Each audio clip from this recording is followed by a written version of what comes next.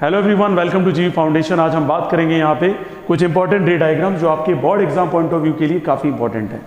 यहाँ मैं एक ही बात कहना चाहूँगा, जहाँ मैं ऑब्जेक्ट बोलूँगा आप उसको राजा अज्यूम करना है, जहाँ मैं इमेज बोलूँगा वहाँ रानी अज्यूम करनी है, और सिंपल एक स्टोरी से आपको सारे रे डायग्राम अच्छे से समझ में आ जाएंगे। एक भी रे डायग्राम आपका एग्जाम में गलत नहीं होगा।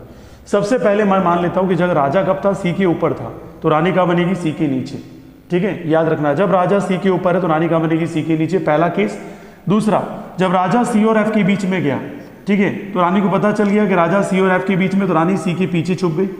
जब राजा को पता चला कि रानी सी के पीछे, तो राजा सी के पीछे देखने गया, तो रानी जब शिफ्ट होगी किसके बीच में, सी और एफ के बीच में। मतलब पकड़ा पकड़ी का खेल चल रहा है यहाँ पर राजा और रानी के बीच में।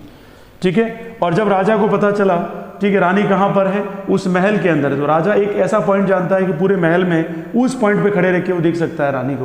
तो रानी को जैसे ही पता पड़ा कि राजा कहाँ पे आया है, एफ पॉइंट पे, रानी कहाँ चलेगी, मायके चलेगी। मायके का मतलब यहाँ इनफाइनाइट है।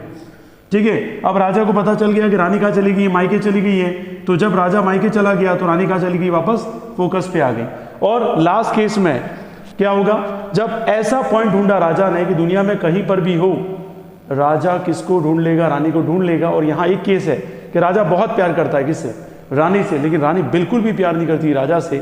और यहाँ पे राजा किसके बीच में है, पोल और फोकस के बीच में है राजा।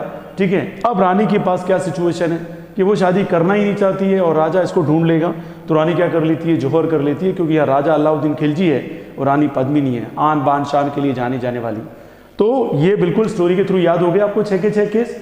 मज़ा आया होगा, मज़ा आया तो शेयर भी करो और सब्सक्राइब और लाइक भी कर देना। ठीक है, वैसे मुझे कहना अच्छा नहीं लगता है, बस बोर्ड और प्रैक्टिस के लिए काफ़ी इंपॉर्टेंट था तो मैंने एक्सप्लेन कर दिया। Thank you so much.